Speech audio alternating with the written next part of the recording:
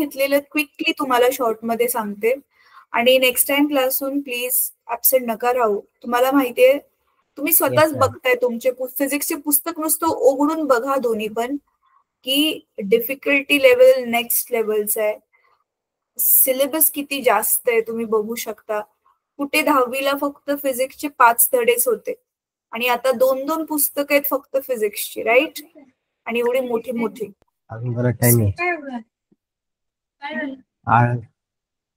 तर मग हे इझी नसणार आहे. त्याच्यामुळे तुम्ही क्लास एक जरी मिस केला तरी पुढच्या क्लासची लिंक नाही लागणार. तर क्लास मिस नका करू, रेग्युलर राहा क्लासमध्ये. आणि आता मी ग्रुपमध्ये तुमच्या ऍडेड आहे, तुमच्या मुलांच्या ग्रुपमध्ये, तर मला त्याच्यामध्ये होमवर्क पण रेग्युलरली मिळायला हवा. ठीक आहे? लास्ट क्लासमध्ये आपण फंडामेंटल क्वांटिटीज आणि डिराइव्ड क्वांटिटीज काय असतात, त्या दोघांमध्ये काय फरक आहे, हे बघितलं लास्ट क्लासमध्ये. थोडक्यामध्ये सांगते तुम्हाला आणि मग पुढचा टॉपिक आपण घेऊयात.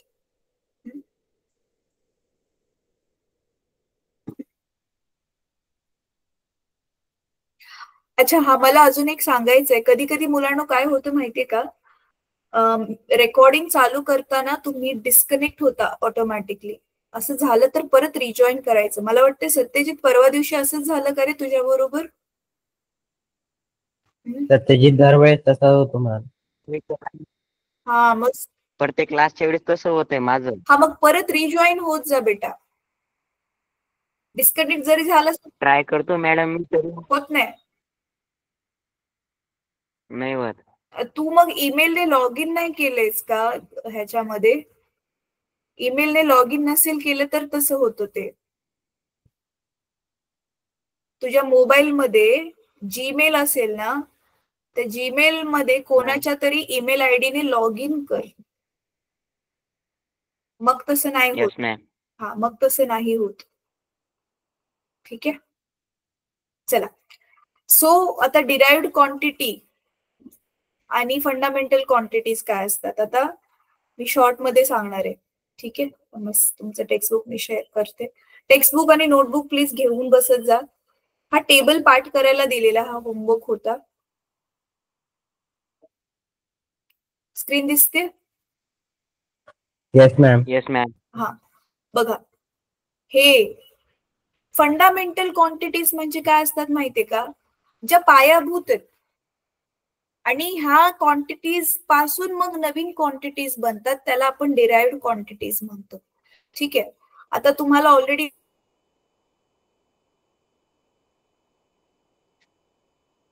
माहिती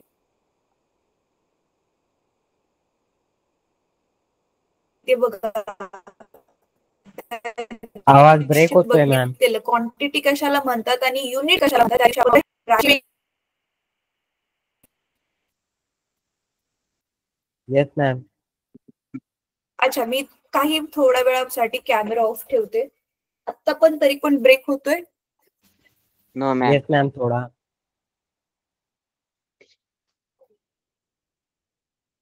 ठीक आहे, परत आता ठीक येतोय आवाज? Yes ma'am. हा, तर काही भौतिक राशी मूलभूत राशी असतात. मूलभूत राशी म्हणजे आता बघा, गणितामध्ये कसे मूलभूत नंबर आहेत, पहिले 1 ते 9 नंबर बघा शून्यापासून, आणि मग 1 आणि 0ला मिळून 10 बनले की नाही. 1 आणि 0 नंबरच माहिती नसेल तर 10 नाही बनवू शकत ना आपण. तसंच काही राशी मूळ राशी आहेत ज्याला फंडामेंटल क्वांटिटीज म्हणतात आणि त्याला मिळून दुसऱ्या राशी बनलेल्या आहेत, त्याला डिराइव्ड क्वांटिटीज म्हणतात. तर ह्या टोटल अशा 7 राशी आहेत. आता लेंथ म्हणजे बघा लांबी, मीटर मध्ये आपण मोजतो. मास किलोग्राम मध्ये मोजतो. टाइम सेकंड मध्ये मोजतो. टेम्परेचर केल्विन मध्ये मोजतो. इलेक्ट्रिक करंट म्हणजे विद्युत धारा आपण अँपियर मध्ये मोजतो. ल्युमिनस इंटेन्सिटी म्हणजे प्रकाशाची तीव्रता म्हणू शकता तुम्ही, तर ती इंटेन्सिटी आपण कॅन्डेलामध्ये मोजतो. आणि सबस्टन्स किती पदार्थाचे ते मोल्स म्हणजे त्याला काय म्हणतात केमिस्ट्रीमध्ये, तसं तुम्हाला समजेल हे मोल काय असतं. मोल म्हणजे ऍक्च्युली काउंटिंग आहे की किती त्याच्यामध्ये तो धातू किंवा पदार्थ प्रेझेंट आहे त्याचा. Yes ma'am. ठीक आहे, तर आता हे शॉर्ट मध्ये थोडस सांगते तुम्हाला कसं बनलंय ते, आणि त्याच्यानंतर हो हे त्या दिवशी शिकवलेलं त्या मुलांना, आता हे तुम्हाला स्वतःला करावं लागेल. हा हे रेडियन आणि पाय वगैरे काय असतं, रेकॉर्डिंग बघा तुम्हाला सगळं आठवेल, म्हणजे समजेल रेकॉर्डिंग बघितल्यानंतर ना. ठीक आहे, परत हे जे मेन रूल आहेत हे पण आपण बघितले. कन्व्हेन्शन्स, SI युनिट, एकक वापरताना एकक कशी लिहायची त्याचे काही नियम आहेत. जसं की आपण जूल साठी नुसतं जे लिहितो, न्यूटन साठी नुसतं कॅपिटल N लिहितो. परत जरी 20 न्यूटन असलं तरी आपण न्यूटन, जसं एक बॅट असेल तर BAT, आणि खूप साऱ्या असल्या तर BATS बॅट्स लिहितो ना, तसं इथे नाही करायचं. तो इंग्लिशचा नियम इथे नाही लागू होत. 100 न्यूटन असलं, 1 न्यूटन असलं तरी पण एकदाच आपण कॅपिटल N लिहितो, NS नाही लिहित. हा तो रूल्स होता. ठीक आहे, तर हे रूल आपण गो थ्रू केलेले. तर आता ह्याच्यामधला हा जो 7वा रूल आहे, 7वा रूल मी आज तुम्हाला डिटेलमध्ये शिकवणार आहे, कारण खूप जणांना हे गणितामधले घातांक कसे लिहितात त्याच्याबद्दल काही गोष्टी माहिती नसतात, त्या बघणार आहे आपण. आणि मग हे measurement of length, measurement of distance, हे लेंथ लांबी कशी मोजली जाते वगैरे, हे काही काही टेक्निक्स आहेत ते आपण थोडस तुम्हाला एक्सप्लेन करेल मी. तर हा जो धडा आहे मेन एकक कशी मोजतात त्याच्याबद्दलच आहे.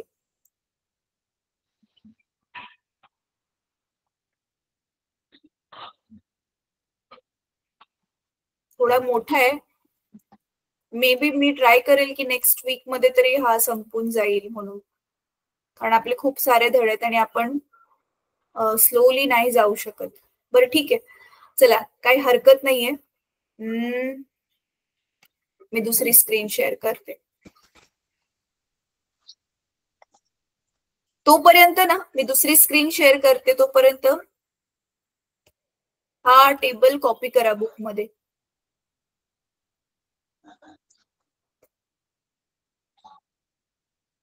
चला हा टेबल बुक मध्ये, नोटबुक मध्ये छान अक्षरामध्ये कॉपी करा.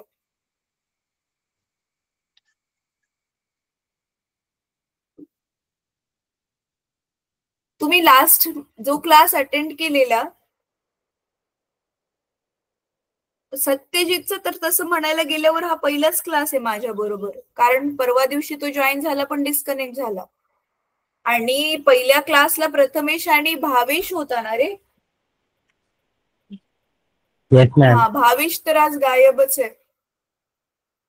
भावेश गायब आहे. त्या दिवशी माझं नेट नव्हतं मॅम.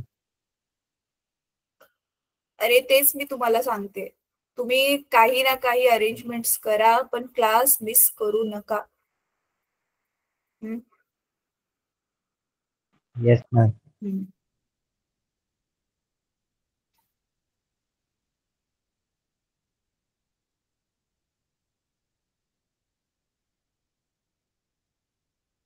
कॉलेज सुरू झालं? No ma'am. ठीक आहे. 11 ऑगस्टला सुरू होणार आहे मॅम. अच्छा, ही ग्रुप मध्ये तर एवढी सगळी मुलं ऍडेड आहेत.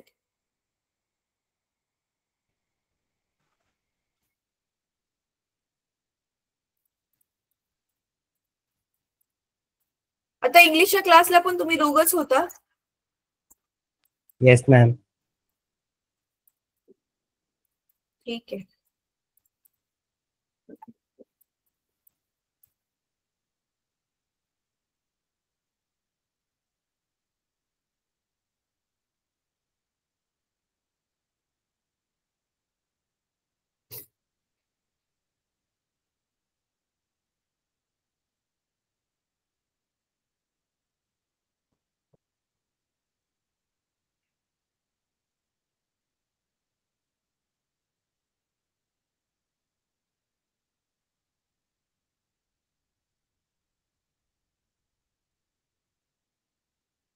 आता दिसते स्क्रीन?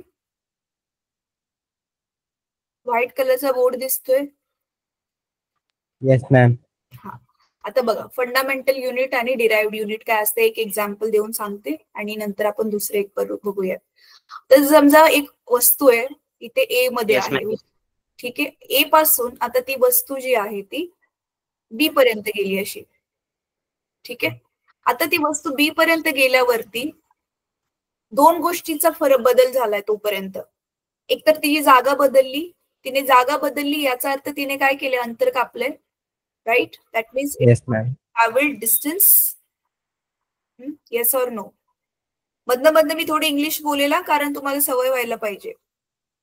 आणि मोस्टली मी सगळी नावं जी आहेत भौतिक राशींची इंग्लिश मधूनच घेईल, अर्थ पण सांगेल मराठीचा, पण तुम्ही तुमच्या रेफरन्ससाठी मराठीचा अर्थ नोट करून घ्या.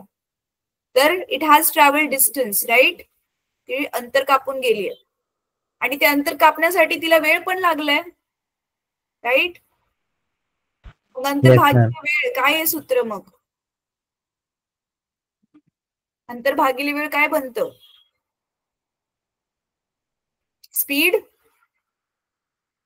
वेगाचं सूत्र होतं हे 7वीला, 9वीला पण होतं हे चालीचं सूत्र. Yes ma'am. राईट. मग बघा, अंतर म्हणजेच लांबी मोजतो आपण. मग अशी बघितलं ना आपण फंडामेंटल युनिट्स मध्ये त्या तक्त्यात. Yes ma'am. आणि वेळ पण हे फंडामेंटल युनिट म्हणू शकतो आपण, राईट. तर दोन्ही युनिट म्हणजे दोन्ही फंडामेंटल क्वांटिटीज मिळून एक नवीन क्वांटिटी बनली, ती म्हणजे स्पीड. तर फंडामेंटल क्वांटिटीज कुठल्या आहेत? डिस्टन्स आणि टाइम. आणि डिराइव्ड क्वांटिटी कुठली होणार? स्पीड. कळते फरक? तर हे आहे फंडामेंटल आणि ही आहे डिराइव्ड. शॉर्ट मध्ये लिहिते मी. कळते दोघांमधला फरक? मग ह्यांची एकक पण फंडामेंटल एकक कुठलं होणार? आता बघा, डिस्टन्सचं एकक आहे मीटर आणि टाइमचं आहे सेकंड, म्हणून हे मीटर पर सेकंड हे पण काय बनलं मग आता? Derived unit. म्हणजे बनवलेलं युनिट, बनवलेलं एकक बनलं. कळतंय? Yes ma'am. चला, आता ना काही काही क्वांटिटीज ना खूप छोट्या असतात आणि त्याच्यामुळे त्यांना लिहिण्याची पद्धत एक आहे व्यवस्थित कसं लिहायचं त्याची. आता जसं की एक क्वांटिटी आहे 0.000000123. आता कसं लिहिणार हिला? किती छोटी आहे म्हणजे कळते? 0.000 खूप छोटी क्वांटिटी आहे. आता हिला ना आपण 10 to the power 10 घातांकाच्या रूपामध्ये लिहू शकतो. कसं लिहू शकतो सांगा? आता तुम्ही 11वीत आलाय, हे तर 8वी 9वी 10वी पासून शिकताय, सांगा.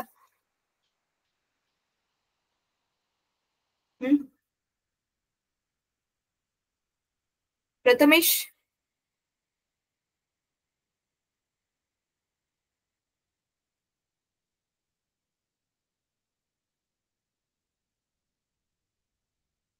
सत्यजित.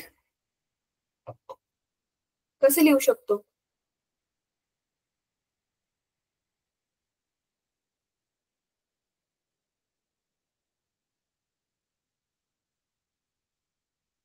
अरे विसरला का तुम्ही? हे पॉइंट नंतर किती शून्य आहेत?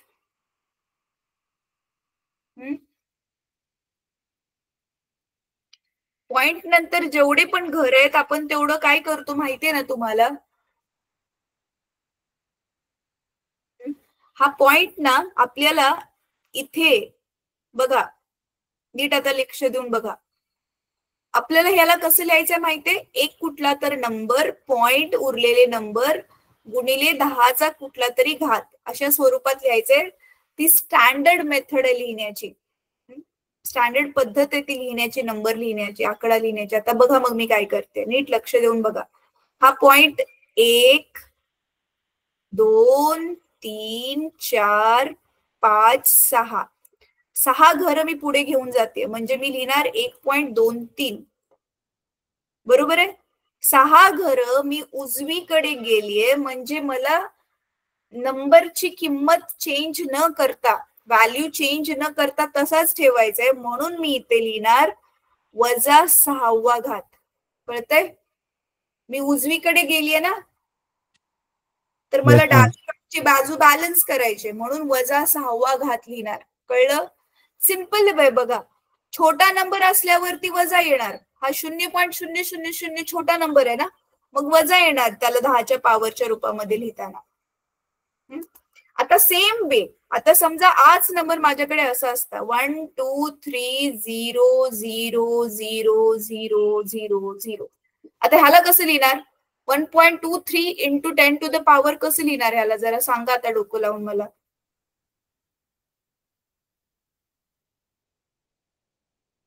किती घरं पुढे चालली म्हणजे मागे येते.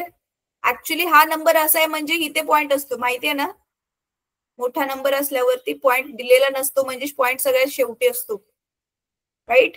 तर मग मला इथे यायचंय. किती घरं मागे यावं लागेल? 1 2 3 4 5 6 7 आणि 8. म्हणजे मी लिहिणार 1.23 आणि 8 घरं मी मागे आली म्हणजे मला पुढे जायला पाहिजे. मग मोठा नंबर असल्यावर आपण लिहिला 10चा 8वा घात आणि इथे अधिक असतं, पण अधिक नंबरला लिहायची गरज नसते म्हणून आपण नाही लिहित. समजतंय मी काय म्हणतेय? Yes ma'am, yes ma'am. हे शिकलाय तुम्ही ऑलरेडी 10च्या पॉवर मध्ये कसं लिहायचं. तर आता फिजिक्स मध्ये तुम्हाला खूप सारे नंबर असे असतील जे खूप छोटे असतील, खूप मोठे असतील. तर ते प्रत्येक वेळी 0.000 किंवा नंबरच्या पुढे खूप सारे शून्य लावत आपण नाही बसणार आहे. आपण त्यांना 10 टू द पॉवरच्या फॉर्म मध्ये लिहिणार आहे, म्हणजे 10च्या घातांकाच्या स्वरूपामध्ये लिहिणार आहे. ठीक आहे. आता जसं की बघा, स्पीड ऑफ लाईट काय आहे? स्पीड ऑफ लाईट माहिती आहे ना तुम्हाला? 3 × 10⁸. 3 × 10⁸ मीटर पर सेकंड आहे की नाही? म्हणजे 3 वरती 8 वेळा शून्य लागणार. समजते? एवढी स्पीड आहे लाईटची. हा, पण मग आपण ते एवढ्या सगळ्या शून्य नाही लावून बसत म्हणून आपण 3 × 10⁸ लिहितो. ठीक आहे. तर तीच मेथड लिहिण्याची इथे पुस्तकामध्ये एक्सप्लेन केली आहे. तर आता टेक्स्टबुक समोर ठेवा हवं तर. मी पेज नंबर सांगते, तो बघा पेज.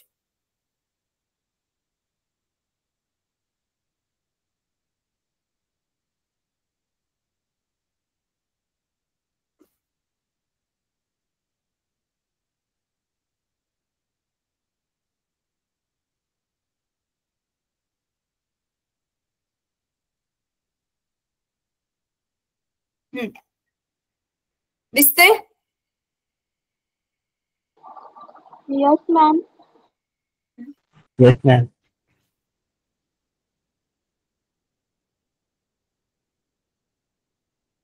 हेच मी म्हणत होते. बघा, मायक्रो सेकंड, मायक्रो असल्यावरती -6 लागतो. त्याच्यानंतर नॅनो सेकंड, नॅनो म्हणजे -9. नॅनो सेकंड म्हणजे माहितीये 0.000 म्हणजे पॉइंट नंतर जे आहेत 9 घरं काय आहेत? शून्य आहेत, असं त्याचा अर्थ आहे, राईट? तर हे 10च्या पॉवर मध्ये लिहायचं असं हा नियम सांगतोय. ठीक आहे. परत पुढे काय सांगितलेलं आहे?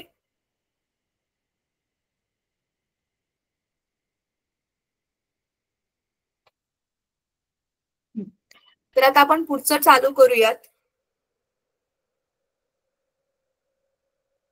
Measurement of length. Measurement of length म्हणजे आपण लांबी कसं मोजतो. आता इथे त्याच्यासाठी एक टेबल दिलाय बघा. आता लांबी जी आहे, नीट लक्ष देऊन ऐका. खूप मोठी लांबी पण असू शकते. एक्झाम्पल, आपल्या पृथ्वीमधलं आणि सूर्यामधलं अंतर किती मोठी लांबी आहे? हो की नाही?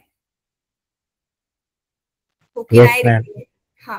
आणि दुसरीकडे तुम्हाला माहितीये अणु. तुम्हाला माहितीये ना, अणूंना आपण साध्या डोळ्यांनी नाही बघू शकत. Yes ma'am. सूक्ष्म जीवांना पण साध्या डोळ्यांनी नाही बघू शकत. सूक्ष्म जीवांपेक्षा नवीन मायक्रोस्कोप बनवण्यात आली, माहितीये ना, इलेक्ट्रॉन मायक्रोस्कोप. मग ते जे एवढे छोटे छोटे अणू आहेत, विचार करा त्यांची रेडियस म्हणजे त्यांच्या ज्या वर्तुळाचा परिघ म्हणा किंवा त्यांची त्रिज्या म्हणा, व्यास म्हणा, तो किती छोटा असेल. तर बघा तीच दिले इथे त्या ह्याच्यामध्ये तक्त्यामध्ये दिसते. रेडियस ऑफ प्रोटॉन, प्रोटॉन माहितीये ना, केंद्रकाच्या आतमध्ये असतो, अणूच्या केंद्रकामध्ये असतो प्रोटॉन. Yes ma'am. तर इथे दिसते 10⁻15 म्हणजे 0.15 वेळा 000 आणि मग 1. हायड्रोजन, आपला हायड्रोजन आटम पहिला, त्याची त्रिज्या बघा, हायड्रोजन आटम किती छोटा आहे, 10⁻11 तर म्हणून मग आपण ह्या ज्या शून्य टाकत बसलं तर एकीकडे इथे 2वरती 22 शून्य टाकाव्या लागतील आणि इथे दुसरीकडे 0.000 अशा 15 शून्य टाकाव्या लागतील. मग ते सगळं अवॉइड करण्यासाठी हे किती व्यवस्थित दिसते की नाही, सुरळीत कम्पेअर पण मग करता येते आपल्याला, छोटं किती मोठं किती. म्हणून या सगळ्यांना 10च्या घातांकाच्या स्वरूपामध्ये लिहिले. समजते? हा एकदा तक्ता हा वाला पण वाचून काढा. ठीक आहे.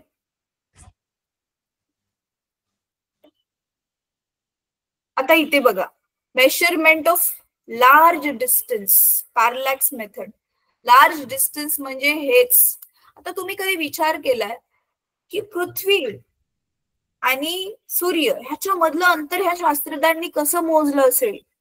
आता आपल्याकडे एवढी मोठी लॉंग टेप तर नाहीये मोजायला, बरोबर आहे? किंवा गाडीने खरं खरं जाऊन बघून पण नाही शकत, मोजू पण नाही शकत की हा एवढं आवाज वेळ. ब्रेक होतोय मॅम. आता ठीक आहे, आता ठीक आहे आवाज? नो मॅम, थोडा ब्रेक होतोय. हे सगळ्यांसाठीच ब्रेक होतोय का माझा आवाज? Yes ma'am. सत्यजित, तुझ्यासाठी पण माझा आवाज ब्रेक होतोय? Yes ma'am. असं कसं? बरं ठीक आहे, थोड्या वेळाने स्टेबल होईल.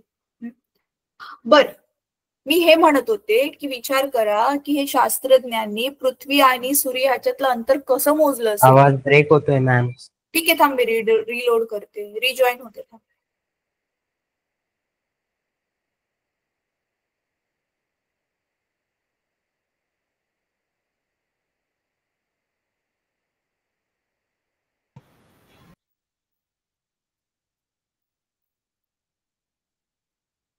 आता बरोबर येतोय आवाज?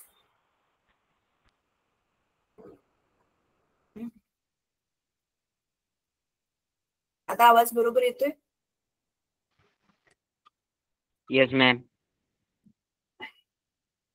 हा सत्यजित, तुझा आवाज ब्रेक होत होता, म्हणजे तुझ्या इकडे नेटवर्क इश्यू असेल बर का.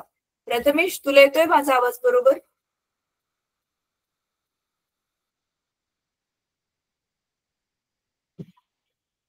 प्रथमेश, मॅम काही समजत नाहीये. अरे माझा आवाज नाही येते?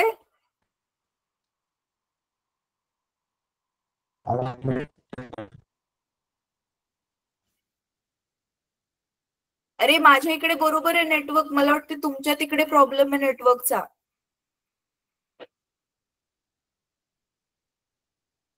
Prathamesh, yes ma'am.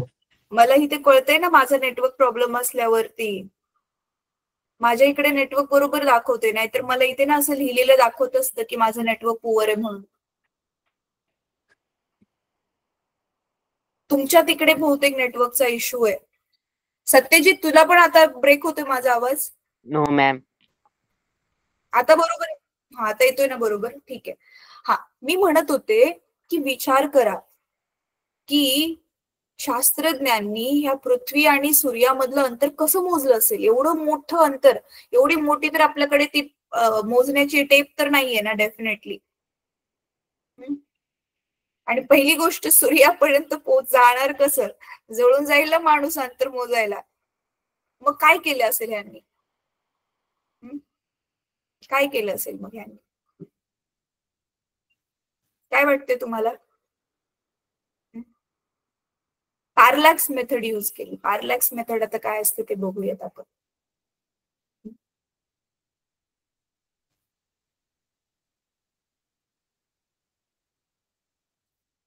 चला ह्याच्यासाठी आपण एक व्हिडिओ बघूया, मग तुम्हाला लवकर समजेल की काय केले नक्की ह्याच्यामध्ये.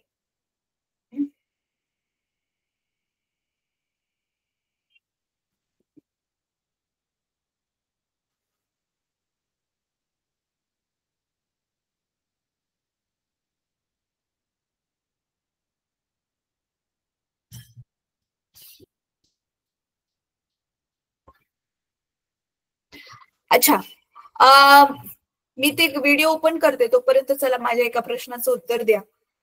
प्रथमेश बेटा हे सांग, फिजिकल क्वांटिटी काय असते? मॅम आवाजच येत नाही मला.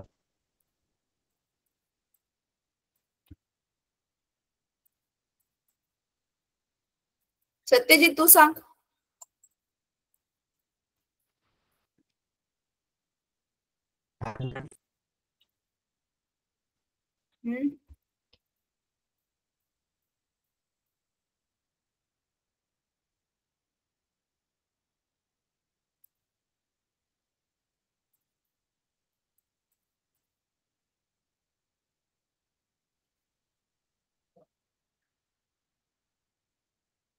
तर डिस्कनेक्टच झाला.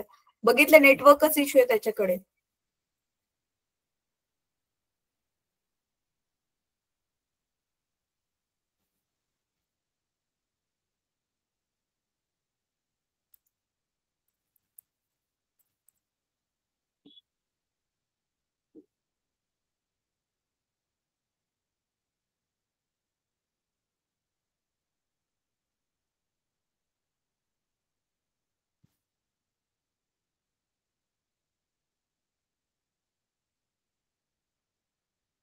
मॅम ते फिजिकल क्वांटिटी मध्ये ते आपण तक्त्यामध्ये पाहिलं होतं ते मास ते सर्व आहे.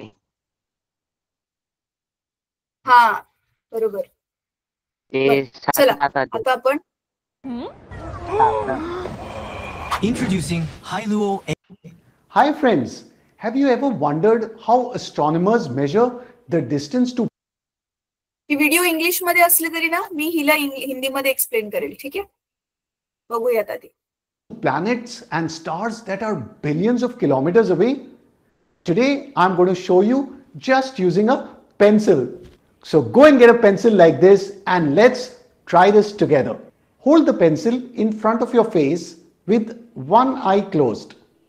Now without moving the pencil, open your other eye and close the first one. Can you see the shift in the pencil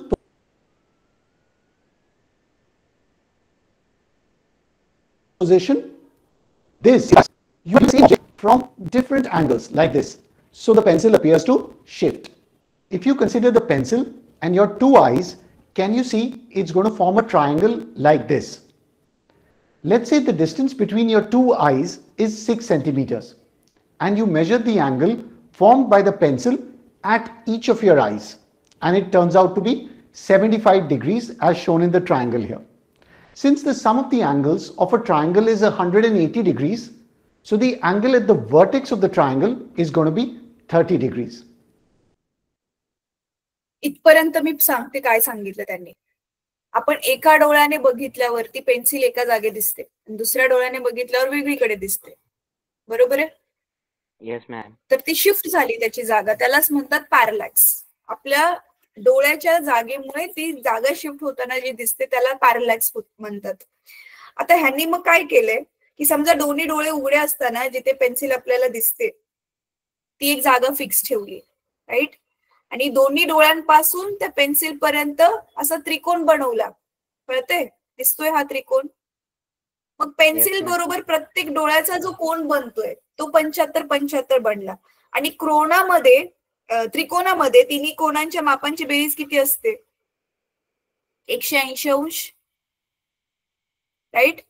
तर 180 मधून 75-75 म्हणजे 150 वजा केल्यावरती वरचा कोण किती मिळेल? 30 अंश मिळेल, कळतंय? चला पुढे बघूया मग कसं करूयात, कसं करतात ते.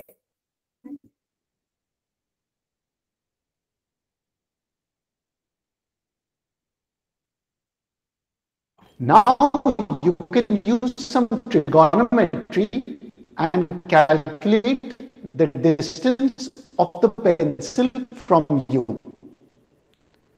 You might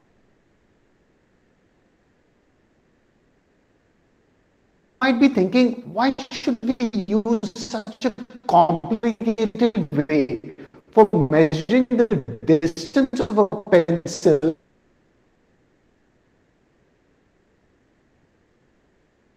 when you could have simply used a measuring tape or a ruler? Here you can use a measuring tape or a ruler, but you can't do that for measuring large distances like the distance of planets and stars. There you need to use this indirect method of measuring distance, and it's called the parallax method. Let's look at how we can calculate the distance of planets and stars using this.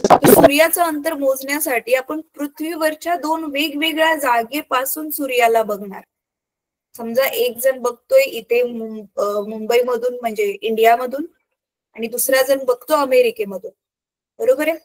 तुम्हाला माहिती आहे ना, आपली पृथ्वी फिरते, त्याच्यामुळे आपल्याला तसं पण एका जागेला सूर्याची जागा आपल्याला तसं पण बदलताना दिसतेच आहे. सकाळी तो एकीकडून उगवतोय, संध्याकाळी दुसरीकडे मावळताना दिसतोच आहे. बरोबर आहे. सेम वे त्यांनी वेगवेगळ्या देशामधून आता सूर्याला बघतात आहेत, वेगवेगळ्या पोझिशन पासून, वेगवेगळ्या जागेपासून. आणि सेम आता आपण त्याचे कोण मोजणार मग त्या जागेपासूनचे. बघा, on the earth, AB in the triangle is called the basis. It's like the distance between our eyes and is denoted by the letter B. Now we can calculate the angle ASB. तर आता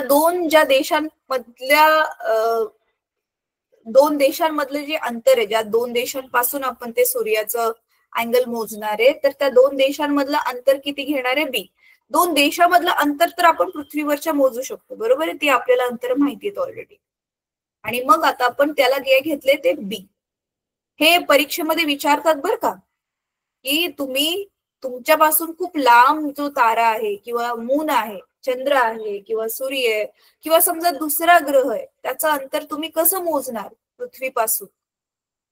तर हे सगळं explain करावं लागेल. At the vertex of the triangle here. This angle is denoted by theta and is called the parallax angle or the parallactic angle.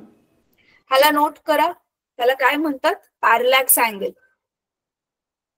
काय म्हणतात त्याला? अनम्यूट करून बोलत राहा रे कंटिन्यू माझ्या बरोबर. एक तर तुमचे माईक पण ऑफ आहेत, म्हणजे कॅमेराज पण ऑफ आहेत. पॅरलॅक्स अँगल किंवा parallactic angle. Okay. This angle should be measured in radians. So if you measure it in degrees, do remember to convert it into radians using this conversion. 360 degrees is 2 pi radians, or you can remember 180 degrees is pi radians. So you. अच्छा, आता जसं बघा, आपण लांबी metre मध्ये पण मोजू शकतो, किलोमीटर मध्ये पण मोजू शकतो. तसंच आपण कोण डिग्री मध्ये पण मोजू शकतो आणि रेडियन मध्ये पण मोजू शकतो. हेच डिग्री आणि रेडियन मध्ये काय रिलेशन आहे हे मी गेल्या क्लासमध्ये शिकवलेले, जे तुम्हाला रेकॉर्डिंग मध्ये मिळेल. ठीक आहे. तरी पण इथे कन्व्हर्जन सांगितले. 360 डिग्री म्हणजे 2 पाय रेडियन असतं. पाय म्हणजे काय ऑलरेडी तुम्हाला माहिती आहे. बरोबर. तुम्ही ऑलरेडी त्याची किंमत शिकलेलं आहे वर्तुळ वगैरे धड्यामध्ये. 22/7 3.14 तीच आहे त्याची ती पायची किंमत. Use this conversion and convert your angle from degrees to radians. Remember how angle is measured in radians? The angle theta in radian is the arc length divided by the radius of the circle. So if you consider the star S to be center of the circle, angle theta in radians is going to be the arc length of AB divided by the radius AS, which we'll denote by capital D. Now, since the star is really far away, the angle theta will be very small. So we can say that approximately the arc length AB will equal to side AB of the triangle, they'll be approximately the same here. So we can say angle theta in radians is B divided by D. So rearranging the equation, the distance of the star D is B divided by the angle theta in radians. Let's apply this formula to calculate the distance of the moon from the earth. Let's say the moon is observed from two diametrically opposite points A and B on the earth. The angle theta subtended at the moon by the two directions is 2 degrees. Now, given that the diameter of the earth is about 1.28 multiplied by 10 to the power 4 kilometers, so here we can put theta is 2 degrees that you need to convert into radians. 2 degrees is pi by 180 times 2 radians, which is approximately 0.035 radians. The basis is going to be the diameter of the earth, which is B is 1.28 times 10 to the power 4 kilometers. So use the formula capital D is B by theta to calculate the distance of the moon. So when you substitute the values, you will find that the distance of the moon is 3.66 times 10 to the power 5 kilometers. A similar method can also be used to measure the diameters of the planet or the sun. Let's say you're standing at a particular place on the earth. अच्छा, सत्यजित, कळलं तुला काय झालं, काय केलं त्यांनी ते थोडंफार तरी ऍटलिस्ट. ह्या व्हिडिओची लिंक मी परत एकदा टाकेल ग्रुपमध्ये, हिंदीमध्ये पण असेल अजून एक कुठला तरी व्हिडिओ, तो पण मी टाकेल. तर बेसिकली त्याच्यामध्ये काय दाखवलेलं आहे, एक सूत्र आहे, सिंपलचं सूत्र. ते सूत्र वापरून काय केले, बी मोजलाय, डी मोजलाय, थीटा मोजलाय आणि ते वापरून जे आहे ते अंतर काढलेलं आहे.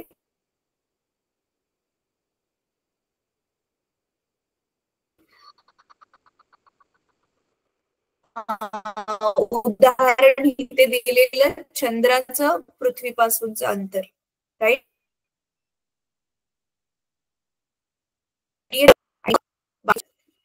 हे स्टार्स वगैरे जे आहेत ना त्यांची पण अंतर अशीच मोजली जातात. प्लॅनेट्सच्या साईज वगैरे पण सेम त्याच मेथडने मोजलेल्या जातात. तर त्याचाच जो हा व्हिडिओ आहे ना, मी तो पाठवेल ग्रुपमध्ये. आता त्याला आपण ना पूर्ण डिटेल मध्ये सगळं कसं मोजलं जातं स्टेप बाय स्टेप त्यांनी एक्सप्लेन केलेलंच आहे. आणि तेच तुम्हाला स्टेप बाय स्टेप कसं केलंय ते इंग्लिश मध्ये तुमच्या टेक्स्टबुक मध्ये लिहून दिलेलं आहे. ठीक आहे.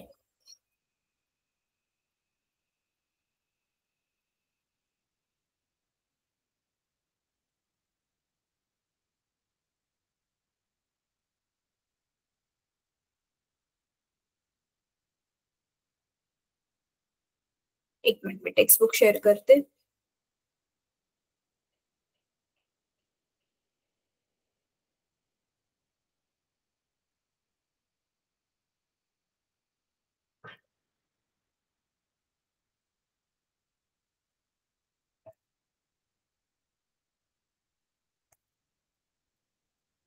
ठीक आहे.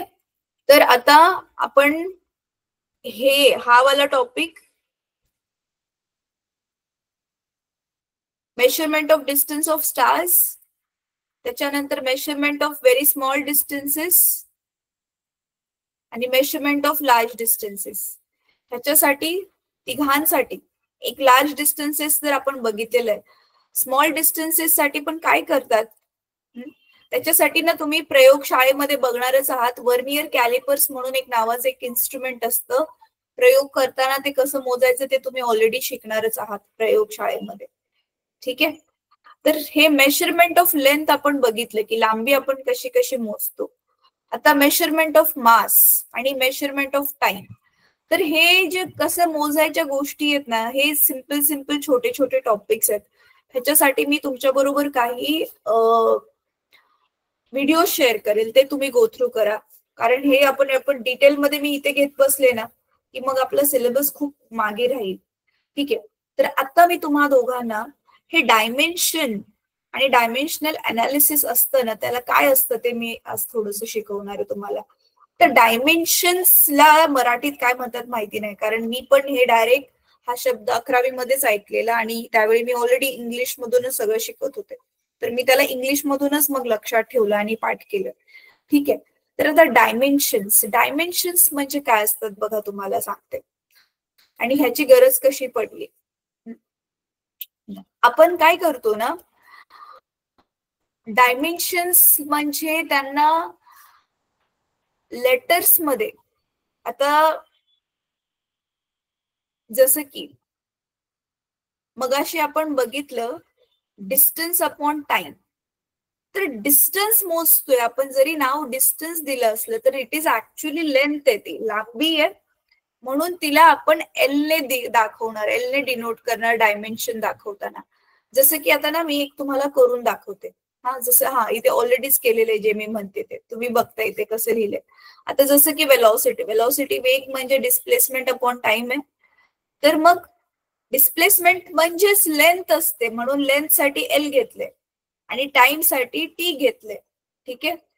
तर डायमेन्शन मध्ये आपण 3 गोष्टी बघतो, लेंथ, मास आणि टाइम. काय बघतो? लेंथ, मास म्हणजेच त्याचं वस्तुमान आणि टाइम. तर मग वेलॉसिटी मध्ये लेंथ काय आहे, इथे अंशामध्ये म्हणून इथे 1 आला त्याचा. मास म्हणजे वस्तुमान आहेच नाही म्हणून त्याच्यासाठी घातांकामध्ये 0 येईल आणि टाइम साठी येईल -1 का, कारण इथे तो छेदामध्ये. आता मी तुम्हाला करून दाखवते म्हणजे चाललंय की काय, सोडवून दाखवते. प्रथमेश, माझा आवाज तरी येतो तुम्हाला लोकांना? हो नाही, काहीतरी बोला, खूप वेळ झालं दोघांनी काहीच नाही बोललोय तुम्ही. ब्रेक होतोय मॅम. येस ब्रेक होतोय? सत्यजित, तुझ्यासाठी पण माझा आवाज ब्रेक होतोय? Yes ma'am. अरे मग तुम्ही दोघांनी काय बोललं का नाही मग आजपासून? मग व्हिडिओ समजला की नाही समजला तुम्हाला?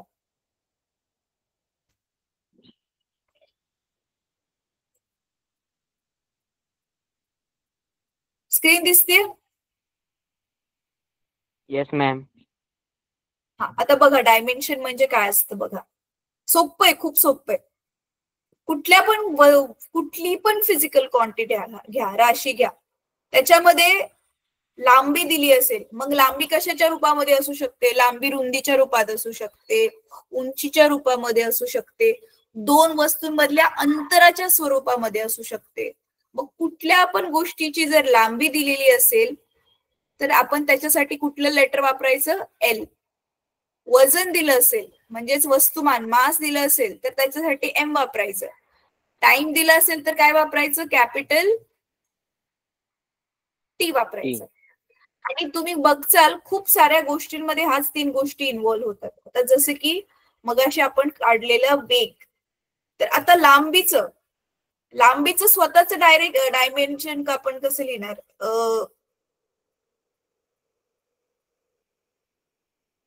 हे बघा, आपण आता कशाबद्दल बोलतोय? डायमेन्शन्स.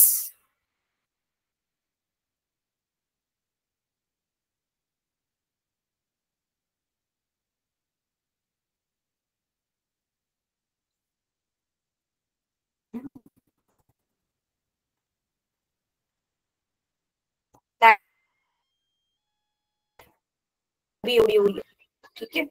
समजा मुंबई आणि तुम्ही जिथे राहताय त्याच्यामधली आपली जी लांबी आहे म्हणजे अंतर आहे ते आहे समजा 300 मीटर. ठीक आहे. तर ही 300 मीटर जरी किंमत माहिती नसती आपल्याला तरी आपण ह्याचं कसं लिहिलं असतं? डायमेन्शन कसं लिहितात? ऍक्च्युली ह्याला लिहितात असं बॉक्समध्ये. मग आता इथे कोणती राशी दिलेली आहे? अंतर दिलेलं आहे, राईट? आपण फक्त आणि फक्त अंतराबद्दल बोलतोय. अंतराबद्दल बोलत असताना लांबीचा संबंध आहे म्हणजे लांबीला आपण 1 घेणार. काहीच नसतं डोक्यावर लिहिलेलं म्हणजे 1 असतो. मासचा काहीच संबंध नाहीये म्हणून ह्याला 0 लिहिणार आणि इथे वेळेचा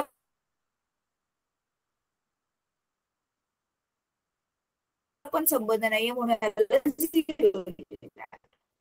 पण ज्यावेळी आपण चालीबद्दल बोलणार, चाल तुम्हाला माहिती आहे अंतर भागिले वेळ असतं, राईट? अंतर भागिले वेळ. तर अंतरासाठी आता मग चालीचं आपण सेम डायमेन्शन लिहायचं असल्यावरती कसं लिहिणार? लांबी असणार आहे, अंतर म्हणजेच लांबीमध्ये मोजणारे एक, मास म्हणजे वस्तुमानाचा इथे संबंध नाहीये म्हणून त्याला आपण 0 लिहिणार डोक्यावरती, आणि टाइम आहे आणि छेदामध्ये ते आपण वजा. Yes, ma'am. हा ठीक आहे. आता ना मी अजून मग म्हणून इथे काय लिहिणार आपण? टीच्या डोक्यावरती वजा 1. ठीक आहे. तर हे डायमेन्शन झालं कशाचं? चालीचं. तर आता आपण काय करूयात, वेगवेगळ्या अशा भौतिक राशींचे डायमेन्शन पर्यंत आपण कुठल्या पण राशीची किंमत लिहिलेली, तिचं एकक लिहिलेलं, बरोबर आहे? आता आपण त्या राशींचं डायमेन्शन पण लिहिणार आहे, जे तुमच्या इथे टेबलमध्ये दिलं असेल. मी दाखवते. पण ह्यांनी ना ह्याची दिलीच नाहीयेत, साध्या क्वांटिटीची दिलेलीच नाहीयेत.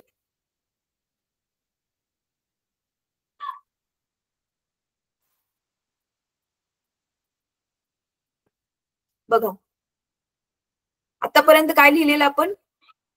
कुठल्या पण राशीचं माहिती लिहिताना त्याची किंमत नंबर मध्ये, आणि दुसरं काय लिहिलेलं आपण?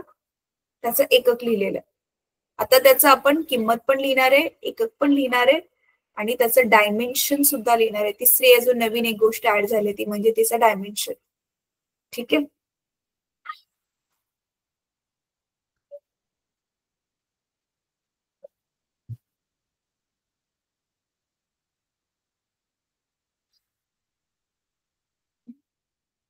दिसते हे? Yes, ma'am. हा टेबल. हा बघ आता डेन्सिटी म्हणजे घनता, बरोबर आहे? घनतेचं सूत्र काय आहे? वस्तुमान भागिले आकारमान, म्हणजे मास अपॉन व्हॉल्यूम. तर मास आपण किलोग्राम मध्ये मोजतो आणि व्हॉल्यूम आपण मीटर म्हणजे लांबी 3 मध्ये. तर तू बघू शकतो बघ, मास म्हटलं किलोग्राम आणि हे अंशामध्ये, तर म्हणून बघ इथे m चा 1 झालेला दिसतोय, Yes, बरोबर आहे? ma'am. खाली छेदामध्ये लांबीचा 3रा घात आहे म्हणून बघ इथे -3, कारण छेद आहे ना तो, म्हणून लांबीचे इथे -3, L च्या डोक्यावर -3 दिसते. आणि घनतेसाठी वेळेचा काही संबंध नाहीये म्हणून T झाला इथे 0. आय होप काय चाललंय तुम्हाला समजतंय. उत्तेजित. Yes, ma'am. तसंच ऍक्सेलरेशन आपण शिकलेलो 9वी मध्ये. ऍक्सेलरेशनचं आपलं सूत्र काय होतं? Change in velocity upon time, बरोबर? म्हणजे वेलोसिटी मध्ये, वेगामध्ये होणारा फरक भागिले काळ. आणि त्याचं हेच काय होतं सूत्र? मीटर प्रति सेकंडचा वर्ग. तर मीटर म्हणजेच लांबी, तर बघ मीटर आणि एकदाच आहे, डोक्यावर 1 असणार म्हणजे, म्हणून L च्या डोक्यावर 1 आला. मास म्हणजे वस्तुमानाचा काही संबंध नाही या सूत्रासाठी म्हणून m चा 0 झालाय. आणि टाइमचा स्क्वेअर आहे आणि छेदामध्ये येतो म्हणून T च्या इथे काय बनलाय? -2. कळतंय? Yes, ma'am. तर ना Yes, होमवर्क हा आहे की हा टेबल एकदा लिहून काढायचा आहे बुक मध्ये आणि समजून घ्या ह्याच्यामध्ये काय केलंय आपण. अजून ह्याच्यातल्या काही क्वांटिटीज बनवू आपल्या नेक्स्ट पिरियड मध्ये, आणि हे डायमेन्शन्स लिहायला शिकू. डायमेन्शन्स लिहिण्यासाठी एक्झाम मध्ये प्रश्न येतो आणि हा खूप सोपा प्रश्न आहे, तुमच्या हातचे मार्क्स असतात. काय विचारतील? राईट डायमेन्शन्स ऑफ ऍक्सेलरेशन और acceleration in the form of dimension. ठीक आहे. डायमेन्शनल फॉर्म्युला, ऍक्सेलरेशनचा डायमेन्शनल फॉर्म्युला लिहा असं म्हणते. बघा ऍक्सेलरेशनचा नॉर्मल फॉर्म्युला काय होता? v-u/t. ऍक्सेलरेशनचं एकक हे होतं. मग आतापर्यंत तुम्ही ह्या 2 गोष्टी शिकलेल्या होता, सूत्र आणि त्याचा एकक. आता हे नवीन एक तिसरी गोष्ट शिकताय ते म्हणजे त्याचा डायमेन्शनल फॉर्म्युला. ठीक आहे. तर डायमेन्शनल फॉर्म्युला कसा बनलाय थोडंसं मी एक्सप्लेन केलंय. नेक्स्ट क्लासमध्ये आणखी जास्त एक्सप्लेन करेल, आणखी थोडे एक्झाम्पल्स घेऊ. ठीक आहे. Yes ma'am. आणि आता ना होमवर्क अजून एक काय आहे, हे डायमेन्शनल अनालिसिस ना कुठे कुठे वापरले जातात ह्यांनी थोडं एक्सप्लेन केले बघा. इथे पहिला कुठे उपयोग आहे, इथे तिसऱ्या नंबरचा कुठे उपयोग होतोय, हे सगळं थोडस एकदा गो थ्रू करा जर समजत असेल तर, नाहीतर मी नेक्स्ट क्लासमध्ये सांगतेच. ठीक आहे.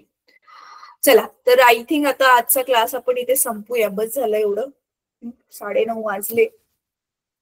होमवर्क कळलाय काय आहे, तो डायमेन्शनल अनालिसिस वाला टेबल चांगला गो थ्रू करायचंय. आणि मी काही नंबर देते, ते नंबर 10च्या पॉवरच्या स्वरूपामध्ये मला लिहून फोटो पाठवायचाय. आता ग्रुपमध्ये मी होमवर्क टाकते, तो होमवर्क त्याचा फोटो पाठवा मग ग्रुपमध्ये. ठीक आहे.